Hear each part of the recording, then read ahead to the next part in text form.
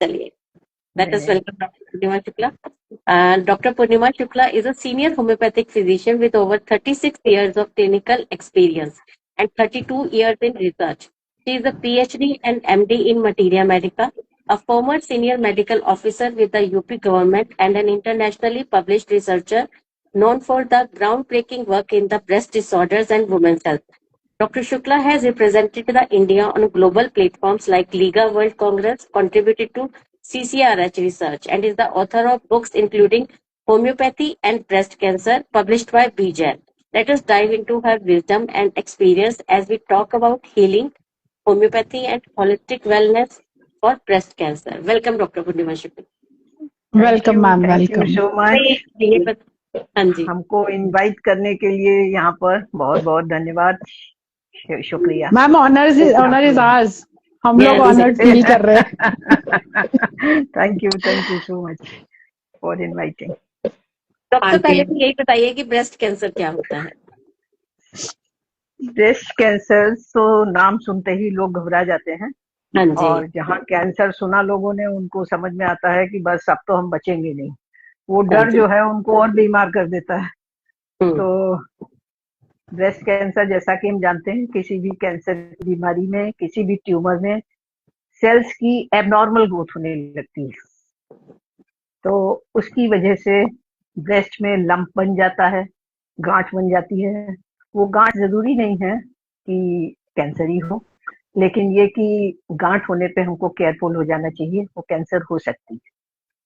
तो breast cancer की prognosis बहुत अच्छी है, और हमारे होम्योपैथी में भी बहुत अच्छा ट्रीटमेंट है। तो डरने और घबराने की कोई बात नहीं है। ये जनरल पब्लिक में ये अवेयरनेस होना बहुत जरूरी है।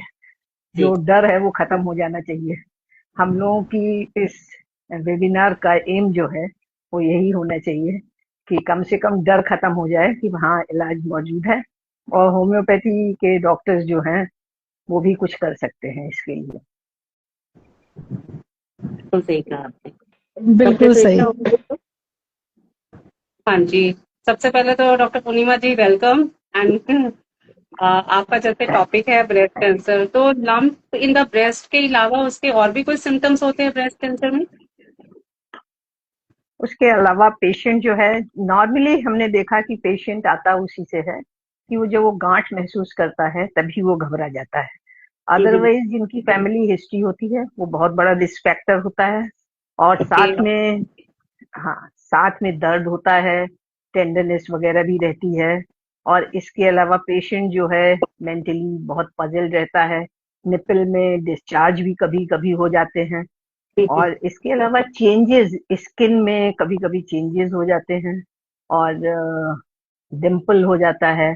इवन निपल भी कभी कभी इन्वर्टेड सा हो जाता है। तो ये कुछ अर्ली साइंस हैं जिनको कि हम कहेंगे कि उसके लिए बहुत केयरफुल रहना चाहिए, और हर लेडी को रहना चाहिए। और कौन सी एज में वुमेन को रेगुलर ब्रेस्ट चेकअप या स्क्रीनिंग टेस्ट करवा लेना चाहिए? जी हाँ, बिल्कुल बहुत अच्छा क्वेश्चन है ये।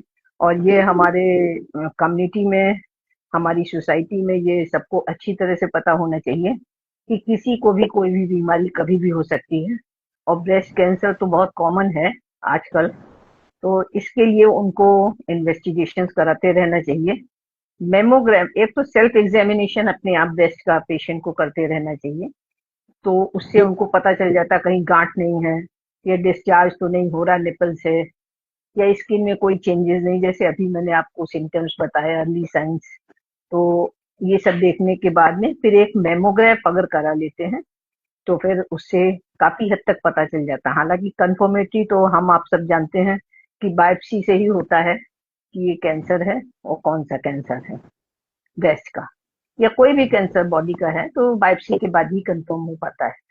लेकिन ये कि मैमोग्राफ जो है काफी हद तक आइडिया दे देता है कि हाँ, इस पेशेंट को ब्रेस्ट कार्सिनोमा है, जिसका रेगुलर मैमोग्राफ कराते रहना चाहिए। तो आइडियली यानी कि 30 की एज के बाद या 35, आप क्या सजेस्ट करेंगे करा लेंगे? हम लोगों के लिटरेचर में तो एडवाइजेबल है कि आप 40 इयर्स के बाद इसके कराएं मैमोग्राफ। लेकिन देखा ये गया है कि कुछ पेशेंट्स बहुत ही अर्ली एज में जैसे कि इवन 15 साल 16 साल के भी हैं और उनके लंप होता है और वो सस्पेक्टेड लंप होता है, उसकी फिर मेमोग्राफ होता है, बायोप्सी होता है और कुछ केसेस में वो एडिनोकार्सिनोमा करके डायग्नोस भी होता है। इवन हमारे प्रोजेक्ट में ही जो हमको प्रोजेक्ट गवर्नमेंट से मिला था, जिसको बाद में डिस्कस करेंगे जब आप लोग जानना चाहेंगे, उसमें भी एक यंग लड़की थी 16-17 साल की। तो उस लड़की को भी ये हुआ कि इसको हमने तो सोचा फाइब्रो एडिनोमा है, ये सोच करके उसको हमने इंक्लूड किया था, लेकिन फिर जब उसकी मेमोग्राफ हुआ और साथ में एपेनिसी हुई तो ये कंफर्म हुआ कि उसको कार्सिनोमा है। तो फिर उसको जो है हमको एक्सक्लूजन करना पड़ा क्योंकि वो हमारे केस में इंक्लूडेड नहीं थी। तो इसलिए 15 साल की उम्र से जिनकी फैमिली हिस्ट्री है या जिनको मीनार्की बहुत जल्दी हुआ है, मीनार्की मीन्स हम लोग आप तो जानते हैं, बट जनरल पब्लिक के लिए कि मेंसेस की फर्स्ट अपीयरेंस अगर बहुत जल्दी हुई, आजकल जैसा कि आप जानते हैं कि 8-9 साल की बच्चियों को भी मीनार्की हो जा रहा है, बहुत से केसेस में आती हैं, छोटी छोटी खेलने की उम्र है वो मीनार्की हो गया। तो यहाँ अर्ली मीनार्की है या फैमिली हिस्ट्री है, पता चला मौसी को, दादी को या नानी को उनको सीए हुआ है, उन लोगों को बहुत केयरफुल रहना चाहिए। वहाँ 15 साल की उम्र से ही इसकी इन्वेस्टिगेशंस कराते रहना चाहिए। किसी भी डॉक्टर को कंसल्ट करना चाहिए, वो डॉक्टर जो है एडवाइस जो कराए, नॉर्मली मेमोग्राफ कराएंगे या फर्दर जेनेटिक स्टडीज कराएंगे वो लोग, तो वो कराते रहना चाहिए, जिससे पता चलता है कितना सीरियस रिस्क फैक्टर इन्वॉल्व है, क्योंकि ये एक अपने आप में जेनेटिक ही डिजीज है जो जनरेशन टू जनरेशन ट्रांसफर होती है। हो सकता है किसी जनरेशन में हमको ना हो, हमारे सिस्टर ब्रदर को रही हो, बाद में हमारे किसी को ऑफस्प्रिंग को हो जाए, तो इसलिए बहुत केयरफुल इसमें रहना चाहिए ताकि इन्वेस्टिगेशन हो सके प्रॉपर। डायग्नोस्टिक मेजर्स बहुत जरूरी हैं और प्रिवेंशन के लिए किसी भी चीज को हमको डायग्नोसिस जो एडवाइजेबल है, जो हमारे लिटरेचर में लिखी हुई है, जिसको हम भी मानते हैं और एलोपैथिक सिस्टम में तो उसके बगैर वो इलाज शुरू ही नहीं करते हैं, वो हमको पेशेंट को कराते रहना चाहिए किसी भी चिकित्सक की सलाह के बाद। ओके, ये हमारा सजेशन है पब्लिक को। हाँ मैम, जैसे लंप होता है, अगर उसमें पेनफुल ना हो और डिम्पल भी ना हो, इन्वर्टेड भी ना हो ब्रेस्ट, तब भी क्या वो लंप कैंसर की तरफ वो होता है क्या? बिल्कुल हो सकता है, और मोस्टली लंप मैलिग्नेंसी के जो होते हैं ये पेनलेस ही अधिकतर होते हैं। पेन हो सकता है, टेंडरनेस भी हो सकती है, but in most of the cases these are the painless lumps. तो पता ही नहीं चल पाता है बच्चों को, जो ध्यान नहीं देते हैं, जल्दी जल्दी नहाए, जल्दी जल्दी भागे, जल्दी जल्दी तैयार हुए। वो लेडीज भी जो घर में काम के प्रेशर में है, अपने बच्चों की स्कूल छोड़ना लेना, घर का पूरा मैनेजमेंट कराना, बेसिकली आजकल सब लेडीज मैनेजर हैं, हाउस मैनेजर हैं, तो वो इतना काम में बिजी रहती है कि अपने ऊपर ध्यान ही नहीं दे पाती हैं। जब ध्यान नहीं दे पाती हैं तो फटाफट शावर के नीचे नहाया, फटाफट मिरर के सामने कपड़े पहने, ध्यान कहीं और है। तो बहुत अरसे के बाद उनका कभी ध्यान जाता है कि हाँ यहाँ लंबी है, क्योंकि दर्द ही नहीं होता है, टेंडरनेस ही नहीं होती है। ओके, उन केसेस में भी काफी चांस है, तो केयरफुल तो हमको हमेशा रहना चाहिए और इन्वेस्टिगेशन करने में बिल्कुल भी कंजूसी नहीं करना चाहिए। ठीक है। तो मैम कॉमन मिथ्स क्या है इसके बारे में, अगर हम देखें तो? कॉमन मिथ्स तो लोगों के मन में, दिमाग में जनरली ये है कि लोग ये सोचते हैं कि जिनकी फैमिलीज में ये होता है उन्हीं को ये होता है, और हर लम्ब, सबसे बड़ी प्रॉब्लम ये है कि वो समझते हैं कि हर गांठ जो है वो कैंसरस है। सबसे बड़ी दिक्कत की बात ये है, और उसमें पहले ही उनके दिमाग में आ जाएगा कि ये कैंसर है।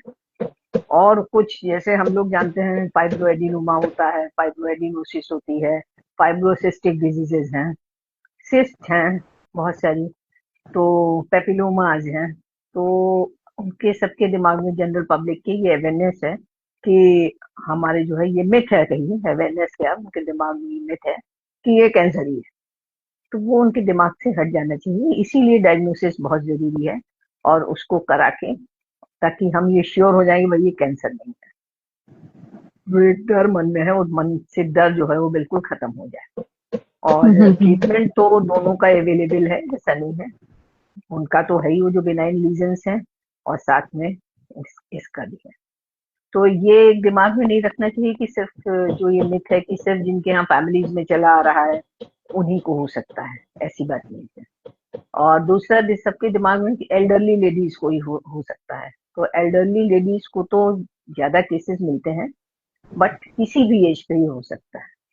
हमने अभी जिक्र किया कि 15 साल की उम्र की बिटिया थी लड़की, उसको भी कार्सिनोमा डायग्नोस हुआ था, ब्रेस्ट कार्सिनोमा। ओके। तो एंड मेल्स में? ये मेल्स में भी होता है, ऐसा नहीं है। लोगों के दिमाग में ये भी है कि ये सिर्फ फीमेल्स के होता है, लेकिन कुछ मेल्स के केसेस में भी, हालांकि मेल्स के ब्रेस्ट जो होते हैं रिडिमेंट्री होते हैं, जो डेवलप नहीं होते हैं एक एज के बाद, लेकिन उसमें भी कुछ केसेस में, हालांकि बहुत रेयर है, बट ब्रेस्ट कार्सिनोमा होता है। ओके, इग्नोर नहीं सॉरी कर फॉर द सकते। नॉइस, मेरे घर से ऊपर से नॉइस आ रही है, कुछ काम चल रहा है। तो कोई बात नहीं। फीमेल जब ब्रेस्ट कैंसर ऑलरेडी उसकी फैमिली हिस्ट्री है किसी में, हाँ हाँ तो हाँ, बिल्कुल उसमें उसको क्या क्या, मतलब उस लेडी को क्या क्या प्रिकॉशंस लेनी चाहिए कि उसको ना हो? बिल्कुल सही बात, बहुत बहुत ही अच्छा आपका क्वेश्चन है। और इसके थैंक यू। लिए हमको पूरा ध्यान ये देना चाहिए कि चूंकि हमारी फैमिली में है, लोगों को है, इसका मतलब कुछ जेनेटिक बैकग्राउंड जरूर है। तो उस जेनेटिक बैकग्राउंड को रूल्ड आउट कराने के लिए इन्वेस्टिगेशंस करानी चाहिए, और जो रेगुलर फॉलोअप होता है उस रेगुलर फॉलोअप पर हमको ध्यान देना चाहिए। रेगुलर फॉलोअप में यह है कि आप पहले तो अपना सेल्फ एग्जामिनेशन ब्रेस्ट का खुद करें। पेशेंट को पता होना चाहिए कि ब्रेस्ट का कैसे एग्जामिनेशन किया जाता है। फिर उसके बाद में अगर उसको जरा सा भी शक होता है या कुछ, तो उसको एक डॉक्टर को कंसल्ट करना चाहिए, स्पेशलिस्ट डॉक्टर को, ताकि उसको प्रॉपरली सारे इन्वेस्टिगेशन कराए जा सकें। और उनको कराने के बाद अगर वो हाई रिस्क फैक्टर्स में है, तो उस कंडीशन में होम्योपैथी, एलोपैथी में तो वो लोग बिल्कुल कीमोथेरेपी भी चला देते हैं कुछ केसेस में, जहां उनको लगता है यहाँ तो हाई रिस्क फैक्टर है, यहाँ चांसेस काफी हैं कि ये हो जाएगा इसको कैंसर। लेकिन कुछ केसेस में जहां पर कि नहीं है ये, तो वहां पर वो लोग से फॉलो अप करते रहते हैं और सारी हेल्दी, एक बैलेंस्ड कहना चाहिए कि लाइफ स्टाइल अपना जीते हैं। न्यूट्रिशन पर ध्यान देते हैं, एक्सरसाइज पर ध्यान देते ओके। हैं, मेंटल हेल्थ पे ध्यान देते हैं, और फिट रहते हैं। तो इसके लिए जेनेटिक काउंसलिंग और जेनेटिक स्टडी जो है वो बहुत जरूरी है हमारे जीन्स की। ओके, BR1 तो मतलब कि अगर, BR2 हाँ इसको जी, कहते हैं। हाँ जी, हाँ जी, हाँ जी, हाँ जी जी, ठीक है, ब्रेक का, या जी जी। ओके। तो मतलब लाइफस्टाइल चेंजेस, डाइट और स्ट्रेस कंट्रोल से भी ये कंट्रोल हो सॉरी, जाता है क्या?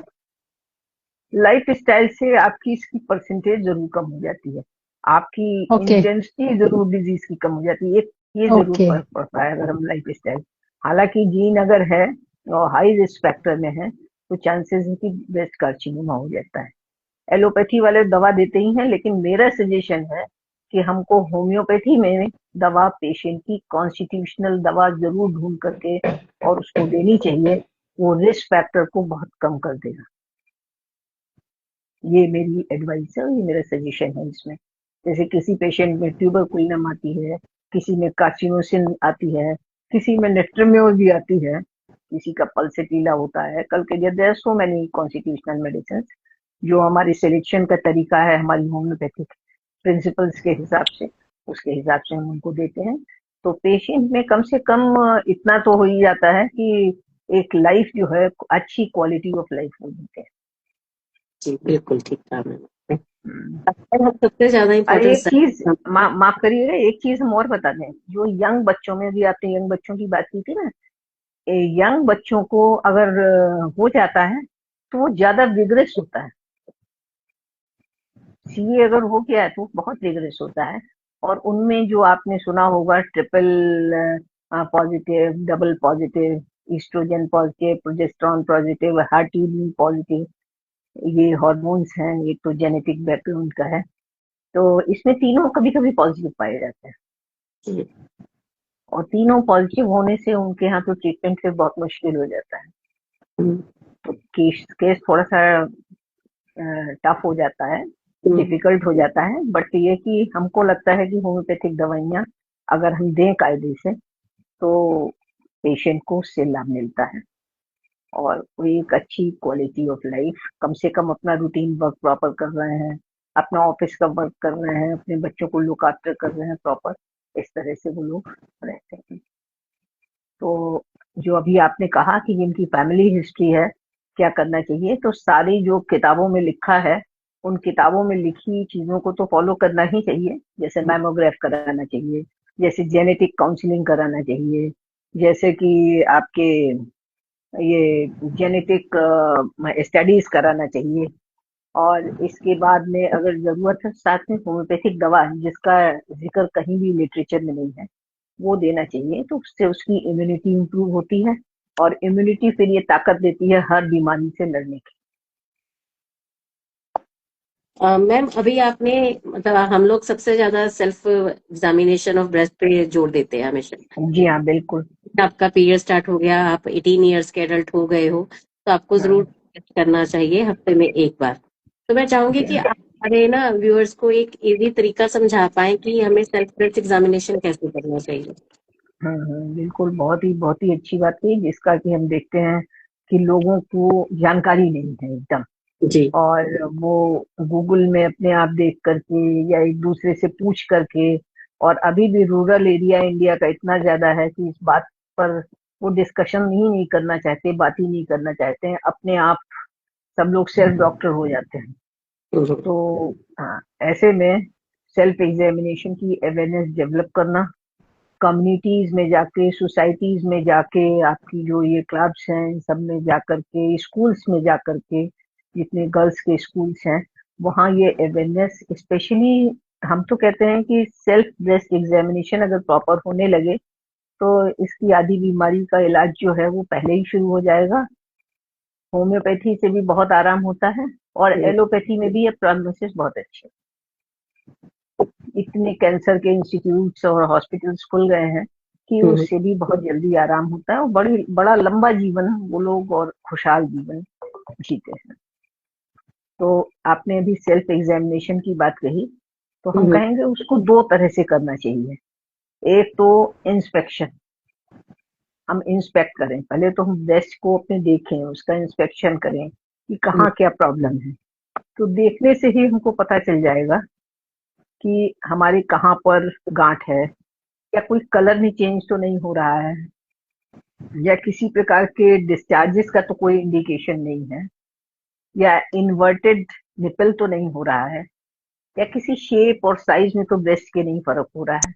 ये तो हमको सिर्फ इंस्पेक्शन से ही पता चल जाएगा।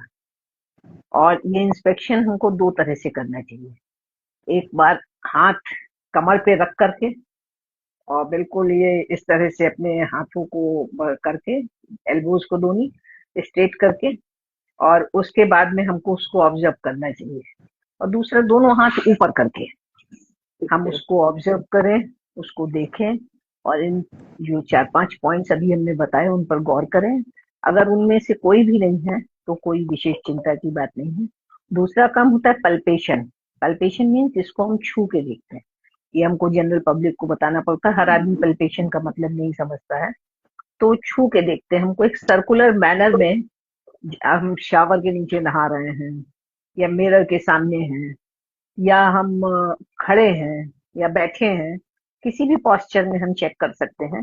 लेकिन ज्यादा अच्छा ये रहता है कि हम मिरर के सामने उसको अच्छी तरह से देखें, चेक करें, और एक सर्कुलर मैनर में हम अपने हाथों से उसको करें, और हल्का सा प्रेशर दें। तो अगर टेंडरनेस भी होती है तो पता चल जाती, दर्द है कहीं वो भी पता चल जाता, छोटी सी भी गांठ है तो पकड़ में बहुत जल्दी आ जाती है। तो उस कंडीशन में अगर ये दो काम हम करते हैं तो फिर बहुत जल्दी पता चल जाता है, और फिर अर्ली डायग्नोसिस जो है उससे फिर प्रोग्नोसिस बहुत अच्छी होती है।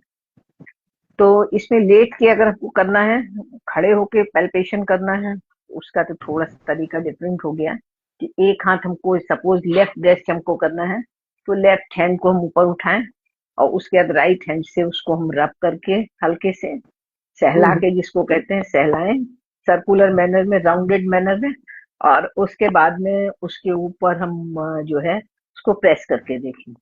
इसी तरह से राइट साइड का अगर देखना है तो हमको राइट हैंड अपना ऊपर करना होगा, और लेफ्ट हैंड से उसको चेक करना होगा।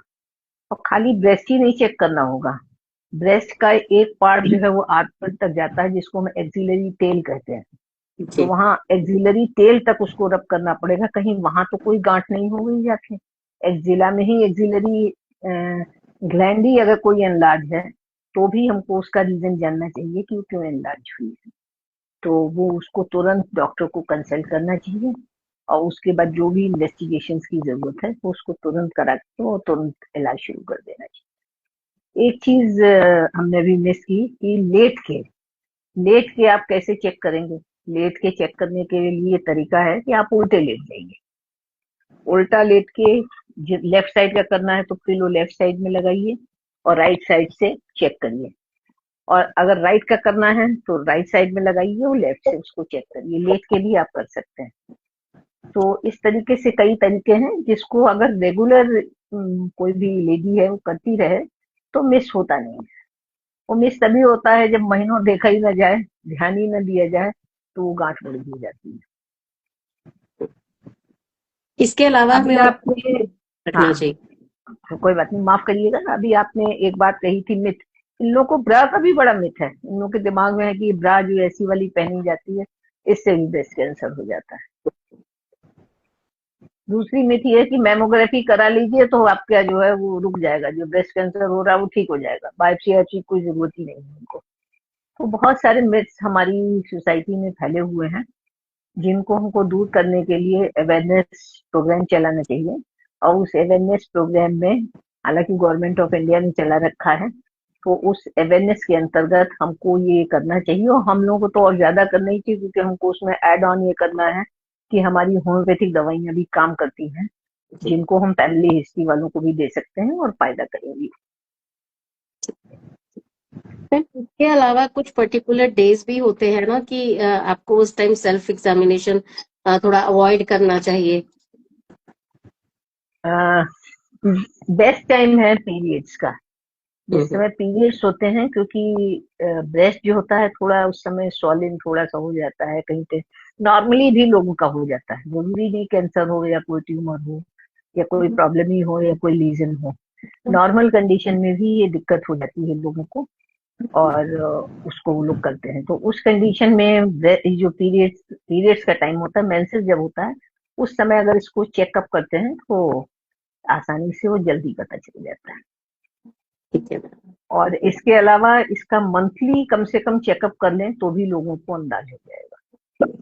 और कुछ लेडीज ऐसी हैं जिनको कि और इसके अलावा मैमोग्राफ भी बीच में कराते रहना चाहिए एनुअली, 40 साल के बाद, 45 साल के बाद तो साल में 2 बार कराना चाहिए, ये रिकमेंडेड है पूरा। और फिर कोई प्रॉब्लम परसिस्ट करती है तो बायोप्सी की तरफ आगे जाए। एपेनेसी भी एक होता है, फाइन नीडल एस्पिरेशन साइटोलॉजी, तो उससे भी काफी हद तक डायग्नोसिस हो जाती है। तो वो डॉक्टर ही आपको बता पाएगा कि क्या होना चाहिए, एपेनेसी होना चाहिए या बायोप्सी होना चाहिए या ट्रू कट बायोप्सी होना चाहिए। ट्रू कट बायोप्सी भी होती है, तो ये तो डिफरेंट टाइप की ये स्पेशलाइज्ड इन्वेस्टिगेशंस हैं जो आपको ऑन्कोलॉजिस्ट जो है, ऑन्कोलॉजिस्ट या उस फील्ड में काम करने वाला व्यक्ति ही आपको बता सकता है। बिल्कुल ठीक, बिल्कुल ठीक कहा मैंने।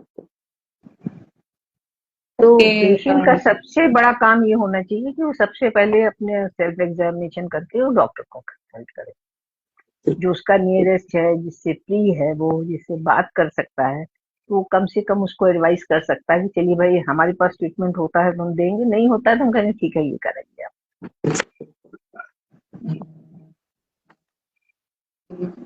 अच्छा डॉक्टर साहब, जैसे कि वैसे तो हम लोग होम्योपैथी में कॉन्स्टिट्यूशनल मेडिसिन की बात करते हैं, लेकिन फिर भी मैं आपसे ये पूछना चाहूंगी कि हमारी होम्योपैथिक मेडिसिन जो ब्रेस्ट कैंसर या ट्यूमर के या सिस्ट के केस में कौन सी हेल्पफुल रहती हैं?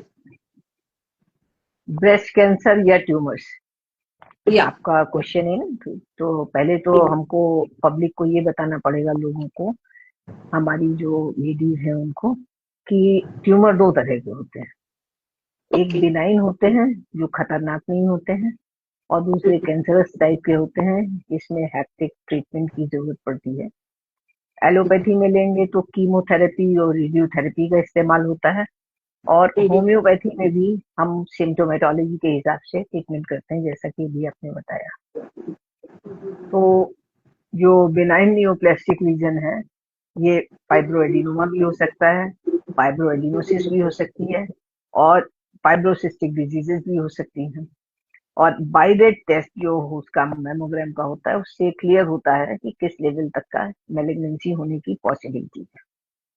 तो इसको ये करने के बाद, ये सब करवाने के बाद होम्योपैथिक ट्रीटमेंट हम शुरू करते हैं। तो हम चाहे उसको एक्यूट फेज के लिए दें और चाहे हम उसको उस फेज के लिए दें, कॉन्स्टिट्यूशनल दें, हमको हमेशा कॉमन सिम्टम्स जो हमारे हैं किसी भी बीमारी के, उनको एक तरफ करना पड़ता है और हमको अनकॉमन, रेयर, पिक्यूलियर सिम्टम्स की तरफ जाना पड़ता है। जैसे ये देखिए, ग्रीन शर्ट पहने हुए हैं, इनको बहुत अच्छी लग रही है, इनके ऊपर इतनी बढ़िया एम्ब्रॉयडरी, लखनऊ वाली खास डॉक्टर अर्पणा पे। अब इसी को कोई दूसरा पहनेगा, हम पहनेंगे तो अलग रिफ्लेक्शन होगा। इसी तरह से बीमारी जब आती है किसी के, तो हर एक के कुछ अलग अलग सिम्टम होते हैं। तो हम होम्योपैथ को वही अलग वाले सिम्टम, अनकॉमन, रेयर ढूंढ करके उन पे दवा देनी पड़ती है। तो वो जैसे आपने कीमो रेडियो की भी बात की, पेशेंट अधिकतर भागता है। जैसे ही कैंसर सुनता है, कुछ की तो लिमिटेशंस हैं, पैसा नहीं है, घर में है नहीं, अवेयरनेस नहीं है, गांव वगैरह के पेशेंट जो होते हैं तो वो नहीं जाते हैं, वो अपने आसपास जो है उसी से बात करते हैं। लेकिन ये कि अधिकतर पेशेंट जाते हैं, क्योंकि ट्रस्ट वगैरह के बहुत सारे हॉस्पिटल्स खुल गए हैं, जाते हैं, इन्वेस्टिगेशंस कराते हैं, फिर वहाँ उनकी कीमो भी होती है, रेडियो भी होती है, सर्जरी की जरूरत है वो भी होती है। इट डिपेंड्स कि किस लेवल का है, किस ग्रेड का है। तो उस कंडीशन में हम इनको जो है उसके साथ फिर पेशेंट आता है तो साथ में लेके आता है साइड इफेक्ट्स। वैसे तो बहुत सारे साइड इफेक्ट्स हैं, आप लोग जानते ही हैं, बोन मैरो तक साइड इफेक्ट जाता है, बाल वाल तो अक्सर लोगों के गायब हो जाते हैं। लेकिन जो मोस्ट कॉमन है, जिसके लिए पेशेंट परेशान होता है, और जो मेरी पीएचडी का टॉपिक भी था, मेरी पीएचडी में टॉपिक यही था, add on therapy to mitigate the adverse effect of chemotherapy and radiotherapy। उसी को मैंने इस बुक फॉर्म में कन्वर्ट किया, जिसमें कैंसर के ट्रीटमेंट के साथ साथ इस पे एम्फेसाइज किया है। तो इट डिपेंड, तो एक तो नॉजिया और वोमिटिंग के केसेस बहुत आते हैं, क्योंकि वो एक्यूट प्रॉब्लम होती है ना, जहाँ उन्होंने कीमो ली, पता चला उल्टी आने लगी, कुछ खा नहीं पा रहे हैं, एक तो वैसे ही कीमो के बाद तबीयत खराब, लॉस ऑफ एपोटाइट हो जाता है, और सारी ऊपर से नॉजिया वोमिटिंग, तो पेशेंट जो है परेशान हो जाता है, जबरदस्त डिहाइड्रेशन होने लगता है, और उसकी क्वालिटी ऑफ लाइफ बहुत खराब हो जाती है। तो वो पेशेंट तुरंत भाग के आते हैं कि हमको भाई एलोपैथिक दवा से हमको नॉजिया हो रहा है, वोमिटिंग हो रही है, तो उनका ट्रीटमेंट करते हैं। तो हम बहुत अच्छी तरह से अनकॉमन सिम्टम्स, हम आर्सेनिक के जानते हैं, इपीकॉक के जानते हैं, कोबाल्टिन के जानते हैं, इनके हमको बहुत अच्छे रिजल्ट मिले, इसलिए हम इन दवाइयों के नाम ले रहे हैं। वो हम देते हैं तो पेशेंट को बहुत आराम होता है उससे।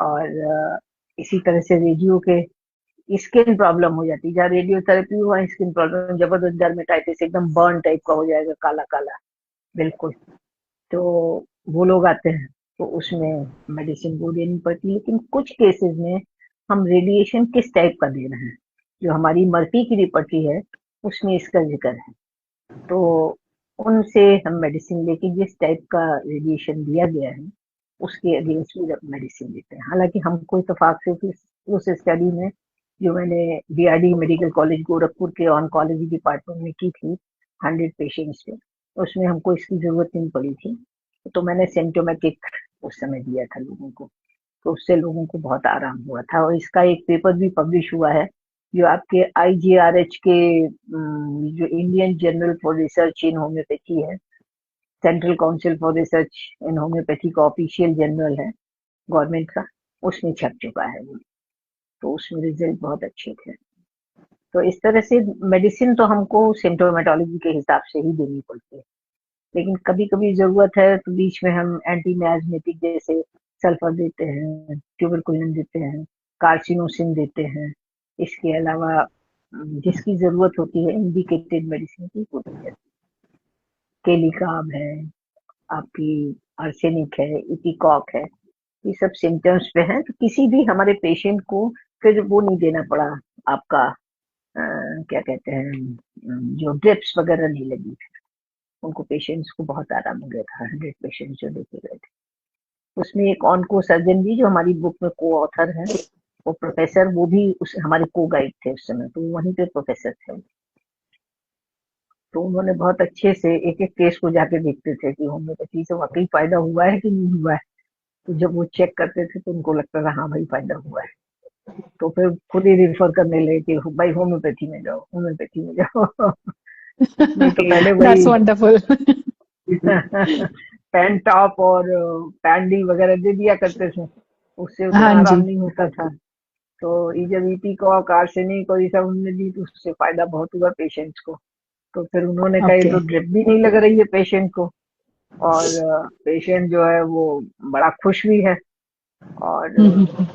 सस्ता भी पड़ रहा है, इकोनॉमिकल बहुत है। तो फिर अपने आप ही रिफर करने लगे थे उस वक्त।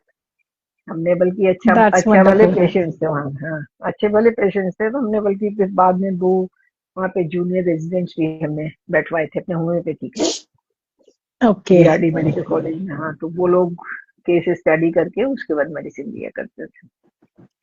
उनका ओके। जिक्र भी मैंने इस बुक में किया है, जो बुक है उसमें उसका जिक्र किया है।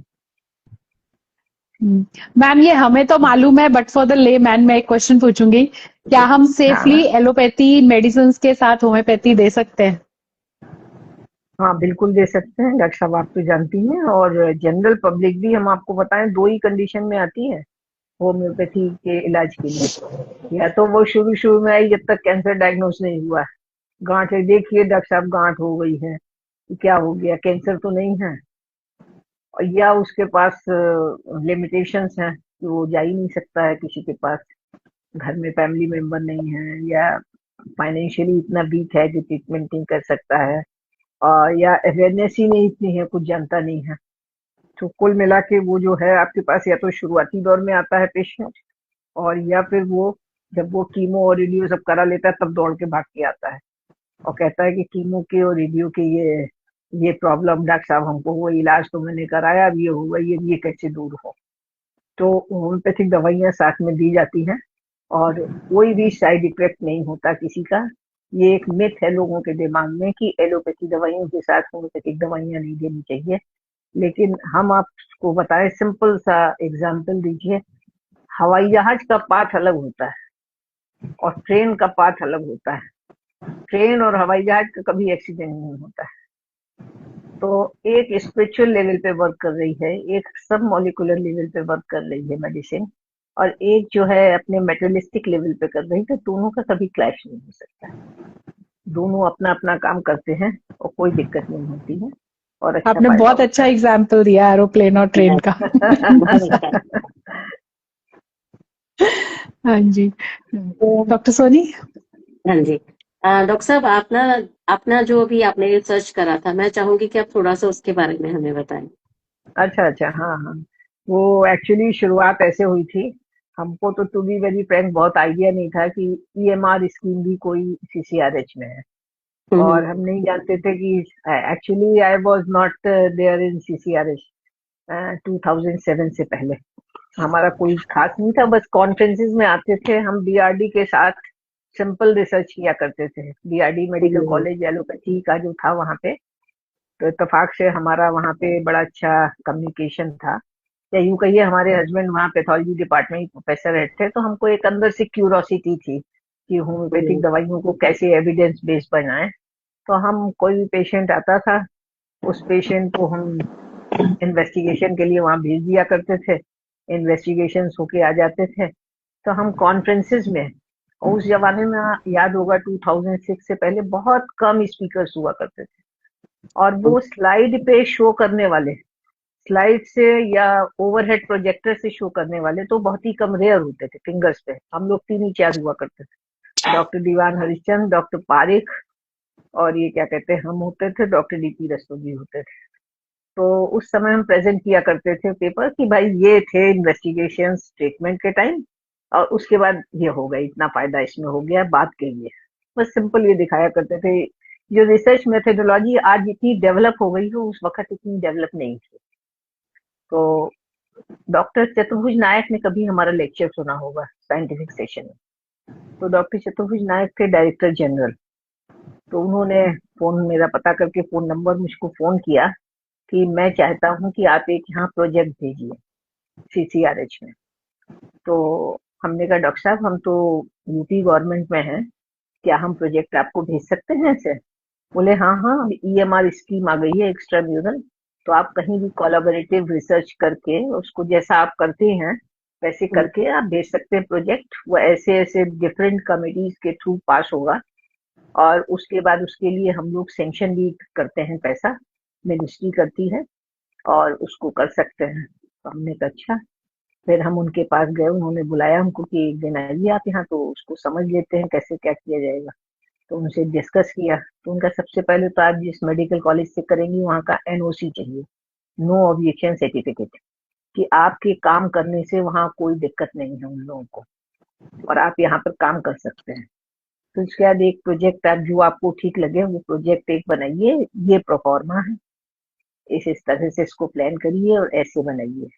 चूंकि मेरे पब्लिकेशंस थे, इंटरनेशनल कॉन्फ्रेंसेस में प्रेजेंटेशंस थे हमारे, तो उन्होंने कहा उसका रेफरेंस जरूर दे दीजिएगा इसमें, और इसके अलावा भी अगर किसी और के भी पब्लिकेशंस हो तो उनको लिख करके और वो दे दीजिएगा। हमने कहा ठीक है। तो उसको मैंने भेजा। तो यहाँ पर 3 कमिटीज होती हैं। पहले मैंने अपने यहाँ की एथिकल कमेटी से पास कराया, फिर जितना भी ऑफिशियल प्रोसीजर था वो करवाया, उससे CCRH में आया। तो CCRH में पहले CCRH वालों की एक कमेटी थी, उन्होंने उसको देखा प्रेजेंटेशन को, फिर उन्होंने वापस किया कि ये आप करिए। मतलब कई बार वापस जाता है, उसमें चिंता नहीं करनी है, उसको ठीक करके देना पड़ता है अप टू द मार्क बना करके। तो वो करके और उसको फिर दिया। फिर मिनिस्ट्री ऑफ आयुष से वो हमारा अप्रूव हो गया।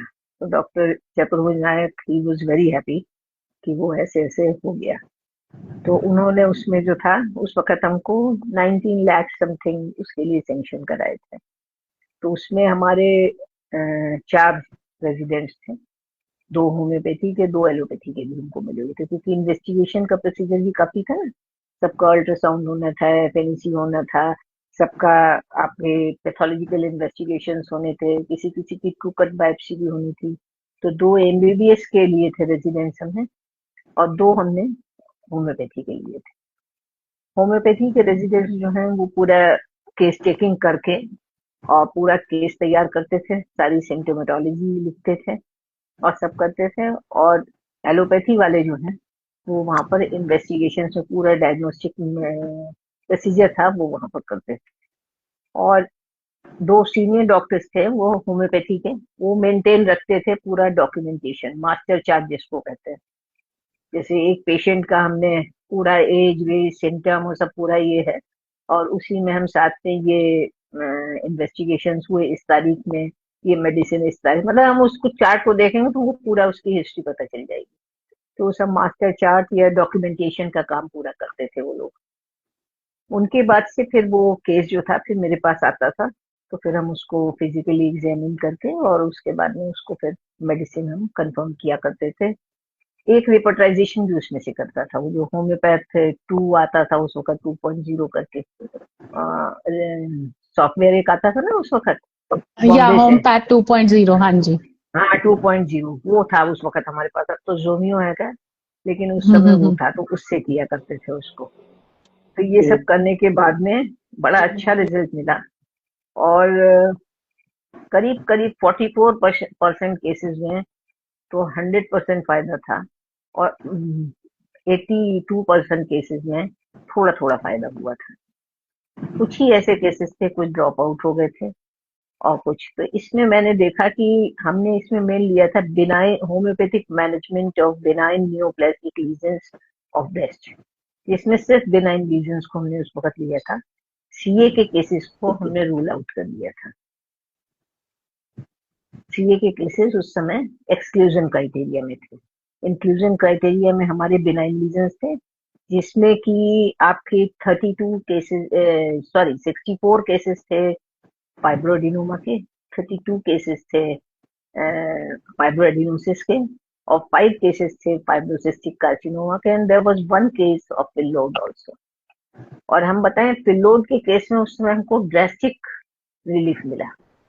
उस केस को अगर आप लोग कहें तो हम उसको मेंशन भी करें, आपको उसकी स्टोरी सुनाएंगे तो you will be surprised to know. और बहुत बड़े बड़े yes ma'am, multiple go ahead. Fibroadenoma बिल्कुल बिल्कुल मैम, बताएं। मल्टीपल फाइब्रोएडेनोमा लेके आते थे।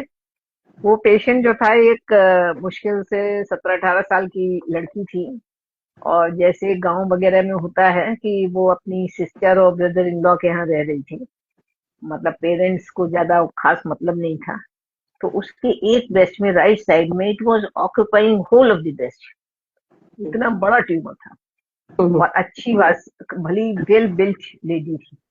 तो मैंने तो जब उसका देखा तो हम थोड़ा सा घबरा भी गए। हमने कहा कि क्या चक्कर है इसका। तो फिर कराया वराया, और एक दूसरे लेफ्ट ब्रेस्ट में छोटा सा पी साइज का, ये स्मॉल टोमेटो कह लीजिए, स्मॉल पोटैटो, तो उस साइज का एक था। फिर कराया, उसको कराने के बाद पता चला कि उधर तो फाइब्रोएडेनोमा है, इधर इसको फिलोड है। अब देखा दाखा पूरा किया तो मैंने उसको कोनियम मैकुलेटम दी, और 1 महीने के बाद मैंने उसको बुलाया। तो वो डोज तो मैंने अपने हाथ से दे दी थी, बाकी मैंने उसको प्लेसिबो दे के भेज दिया था। मैंने कहा 1 महीने बाद आप आइएगा। तो जब वो पेशेंट आया हमारे पास, तो लेफ्ट साइड का तो उसका बिल्कुल गायब था, राइट साइड में उसका कोई खास चेंज नहीं था। फिर अल्ट्रासाउंड कराया तो पता चला कोई खास चेंज नहीं है।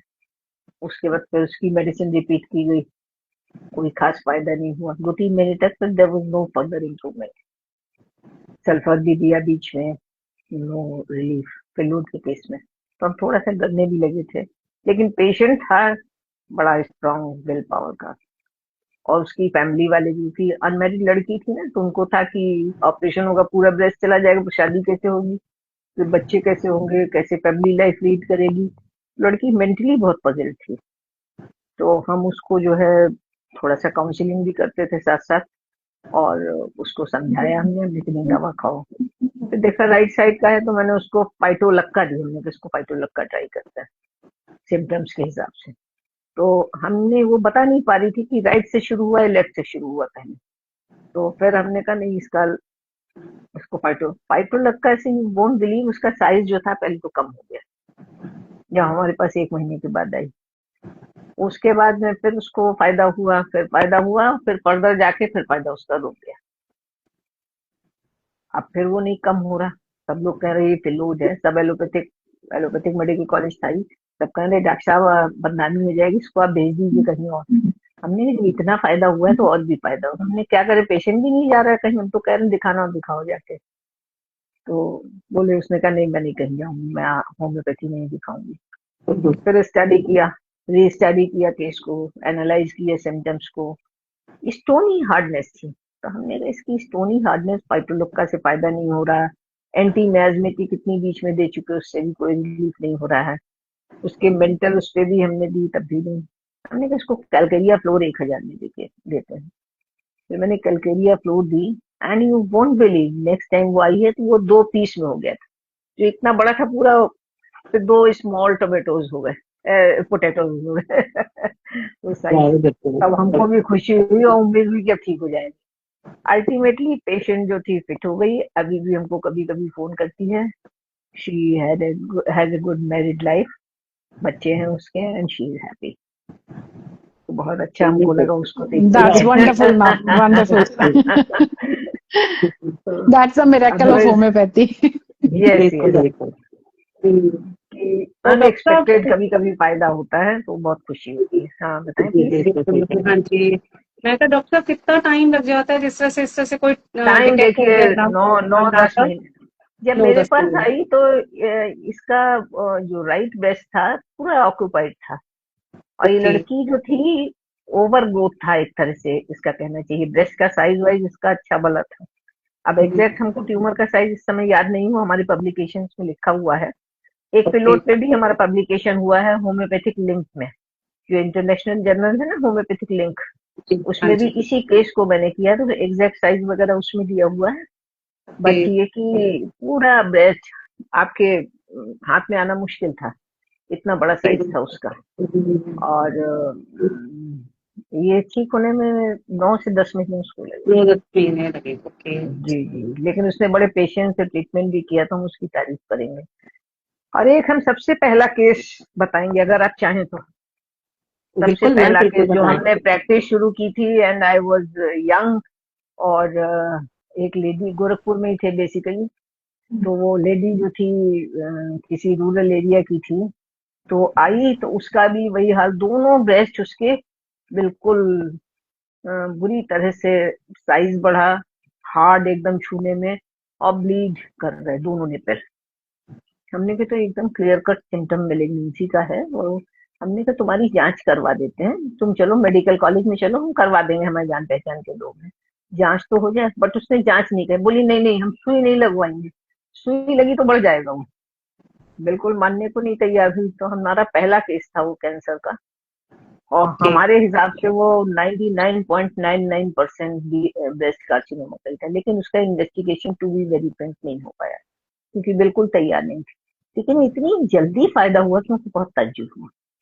मैंने देखा उसको कोनियम 1000 मैंने रिपीटेड डोजेज में दी उसको, और वो 1 महीने बाद मेरे पास लौटी, कहती अब तो खुनवा है वहां की। बोली बोली अब तो खुनवा भी नहीं आ रहा, और देखे कितना मुलायम मुलायम हो गया है।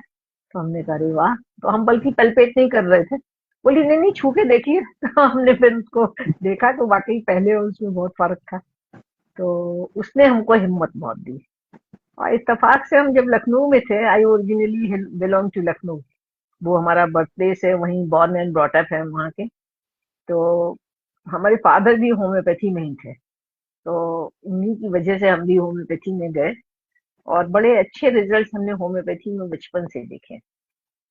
तो वहां पे चांस की बात, उस वक्त ये बात है 76-77 की, तब उस समय लेडी डॉक्टर्स होम्योपैथी में बहुत कम हुआ करते थे। यहाँ दिल्ली में तो फिर भी दिख जाती थी नेहरू कॉलेज में, वहां तो बहुत ही कम होती हैं यूपी में, और लखनऊ में भी बहुत कम थी, you can count on fingers. तो जो भी पेशेंट आता था फादर के पास, वो चाहता था कि हमको दिखा ले एक बार। ये हमको एडवांटेज बहुत था लखनऊ में। तो वो हर पेशेंट को हम पैल्पेट करते थे, देखते थे, तो वो हमको एक्सपोजर बहुत अच्छा मिल गया। तो वो जो एक्सपीरियंस और एक्सपोजर ईश्वर की कृपा से मिला, और हमारे फादर की वजह से, उसने हमको ये हिम्मत दी कि इस तरीके के रिसर्च वर्क करें, इस तरीके के प्रोजेक्ट्स करें। और फिर गवर्नमेंट का, डॉक्टर नायक का भी बहुत साथ रहा। उन्होंने हमको बुला करके एक तरह से प्रोजेक्ट का ऐसे ऐसे बनाइए, ये करिए, उन्होंने बताया हमको। और पीएचडी के गाइड भी थे हमारे डॉक्टर चतुर्भुज नायक साहब, पीएचडी थीसिस के। और डॉक्टर आर के मनचंदा जो हैं, उन्होंने भी हमारी हर स्टेप पे हमेशा बहुत मदद की। कोई भी काम हुआ, इसमें फॉरवर्ड्स जो हैं डॉक्टर मनचंदा के भी लिखे हुए हैं, जो किताब है जी आपके जी, मैंने देखा है। पास। और हर एकेडमिक वर्क में वो काफी हेल्प करते हैं। और इसी तरह से बस प्रोजेक्ट वो पूरा हुआ, लोगों ने बहुत तारीफ की। और वो चंद प्रोजेक्ट्स में है जिसमें कि ऑल ओवर इंडिया में जो कंडक्ट हुए, जिसमें से एक मेरा है। और इसके पब्लिकेशंस 5 हो चुके हैं डिफरेंट जर्नल्स में। हाँ, होम्योपैथिक लिंक में, इंडियन जर्नल में। जी हाँ, कुछ कह रहे हैं आप लोग? Wonderful wonderful. जी वंडरफुल वंडरफुल, थैंक यू, बहुत thank you, wonderful. Thank you, thank you so much. लेकिन हाँ, बस हम यही चाहते हैं कि हमारी होम्योपैथी खूब राइज करे, दिन पे दिन डोर टू डोर जाए, और 21st सेंचुरी में homeopathy should be the first line of treatment ठीक। For all patients. All systems of medicine are complementary to each other. कुछ यस, एलोपैथी में अच्छाइयां हैं, तो होम्योपैथी में भी बहुत सारी अच्छाइयां हैं। अगर हम लोग एक साथ चलें, एक दूसरे को कॉम्प्लीमेंट करते हुए, तो पेशेंट के हेल्थ के लिए भी बहुत अच्छा है, सोसाइटी के लिए। तो ये बिल्कुल बेहतर हुआ। ये भाई एलोपैथी के जो फायदे हैं उनको हमको भूलना नहीं चाहिए। एक्यूट केसेस में, इमरजेंसीज में, आजकल तो ऑर्गन ट्रांसप्लांट होता है, लिवर बिल्कुल ट्रांसप्लांट है, किडनी ट्रांसप्लांट है। तो वो सक्सेसफुल जो है वो चीजें होती हैं, तो उनको भूल नहीं सकता कोई। बिल्कुल लेकिन सर्जरीज होम्योपैथी में में टॉप जो, करती हैं। बिल्कुल।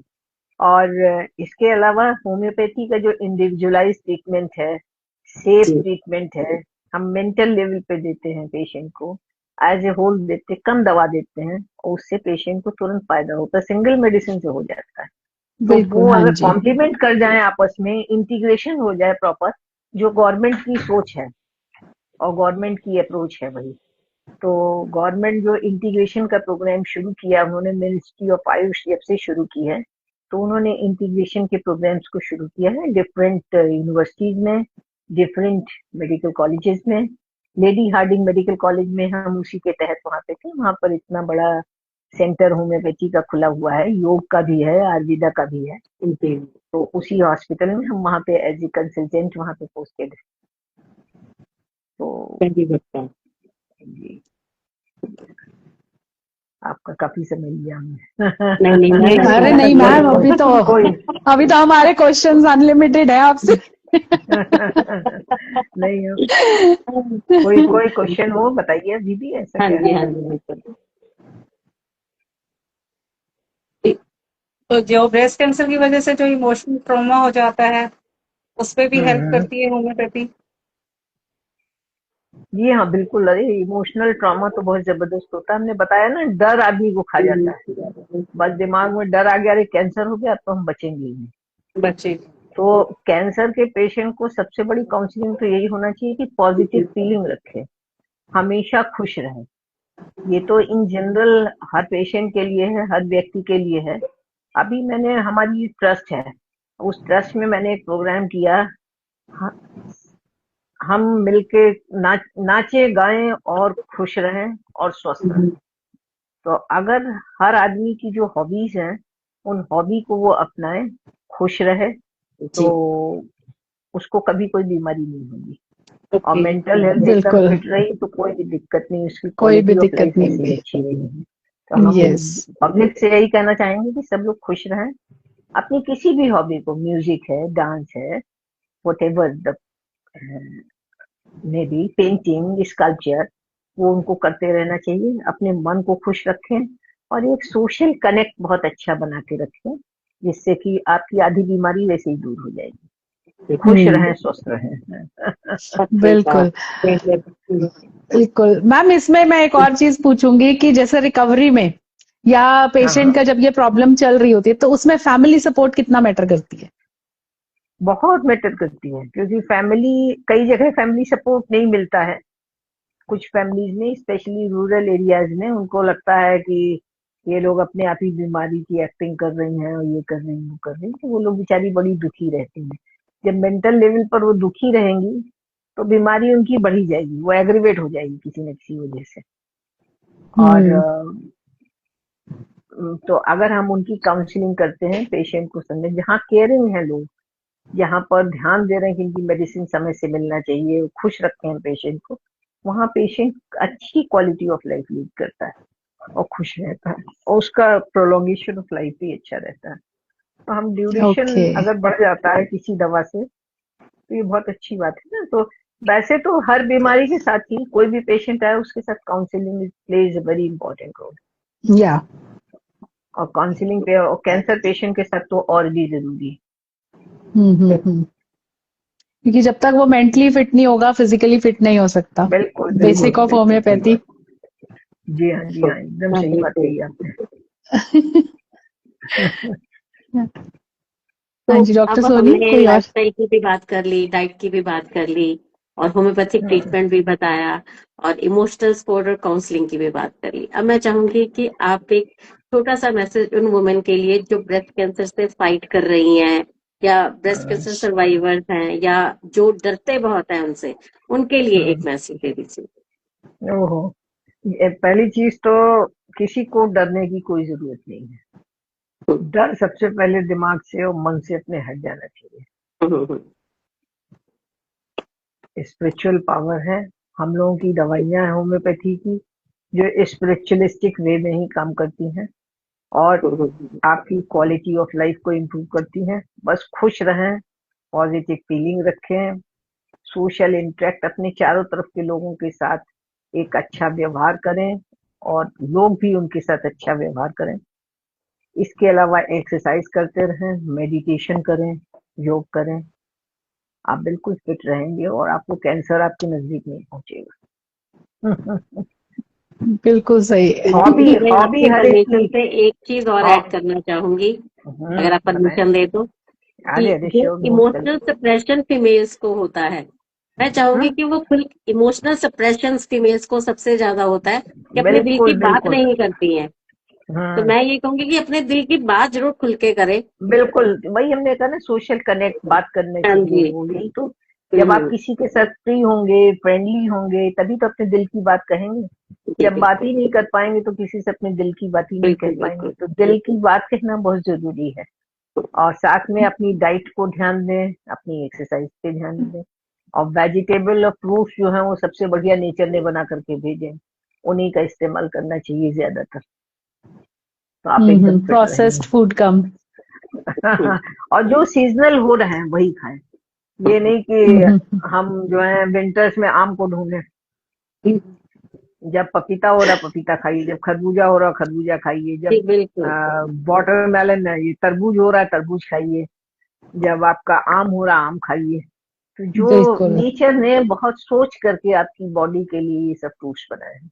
तो हम्म देखिए, जब गर्मी की शुरुआत, जब बहुत गर्मी होती है ड्राई, तो ऑरेंजेस और मौसमी का मौसम हो जाता है। जी तो जो सीजनल फ्रूट्स और वेजिटेबल्स हैं उन्हीं का इस्तेमाल ज्यादा करना चाहिए। बिल्कुल सही कहा मैम। और और आप दैट्स फिट गुड मैम। बिल्कुल रहेंगे। और एक हॉबी हर एक की होना चाहिए, चाहे हाँ गाइए, एग्जैक्टली। चाहे पेंटिंग करिए, स्कल्पचर, उससे आपको बड़ा सुकून मिलता है मानसिक। जो जिनको कैंसर हो चुका है या खतरा है या फैमिली हिस्ट्री है, उनको तो डर एकदम हटा देना चाहिए और आराम से लाइफ को एंजॉय करें। जो जीवन है उसको एंजॉय करें अच्छे से। इसकी इंस्पिरेशन तो मैम आपसे मिल सकती है। हमें स्टेज पे आपको जब देखते हैं ना, तब लगता है कि हाँ बिल्कुल। बस यहीं तक पहुंचना है।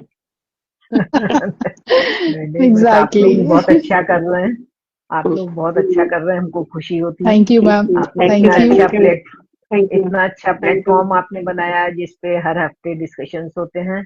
ये बहुत अच्छी बात है, इससे अवेयरनेस पब्लिक की बढ़ेगी। और इसके अलावा अभी आप लोगों ने एक वुमेन्स डे पे प्रोग्राम किया था, हमको पता है, वो बहुत अच्छा प्रोग्राम वो भी हुआ था। तो आप लोग भी बहुत एक्टिव हैं, बहुत अच्छा कर रहे हैं, हमसे अच्छा करेंगे आप लोग। नहीं मैम, हमें अरे मैम, इंस्पिरेशन है हमारा। बस आपके अंडर हमें करना है। आप इंटरेस्टिंग है। नहीं नहीं, डॉक्टर साहब एक बिल्कुल, चीज आप और तो सच में पूछी थी। एक टॉर्च बियरर है हमारे लिए, होलिस्टिक हीलिंग थैंक के यू लिए। Thank you thank you. Doctor हम साहब एक आपकी जो बुक है उसके बारे में, वो अमेजोन पे है, मिल हाँ हाँ जाएगी? बिल्कुल उसका बता जी हाँ देना जी नाम मेरा। बिल्कुल बिल्कुल बिल्कुल, अमेजोन पे भी ले सकते हैं, बीजेन वाले डायरेक्ट भी दे देंगे, ठीक आपको अच्छा, दिल्ली में ओके। है ना। बुक का नाम क्या सी है? टॉल, ब्रेस्ट कैंसर। उसका नाम, हाँ, homeopathy is concurrent curative and supportive potential in breast ठीक है, कार्सिनोमा। चलो आप व्हाट्सएप कर देना। नहीं, हाँ हाँ वो वी विल बिल्कुल। राइट डाउन द नेम जब हम इसका डिस्क्रिप्शन लिखेंगे ना, इसका नाम हम हाँ, मेंशन कर उसके देंगे। उसके कमेंट में हम लोग डाल देंगे। मैं अभी आपसे ले लेती हाँ। हूँ उसका हाँ नाम, अच्छा हम्म अच्छा तो हम इसमें अच्छा, डाल ठीक ठीक, हम भेज देंगे आपको। जो अमेजोन पे है उसका हम आपको भेज देंगे, देंगे। हाँ जी, तो मैं उसको आपको। इसमें डाल श्योर दूंगी। मैम। ठीक है ठीक है ना? मैम, ठीक है।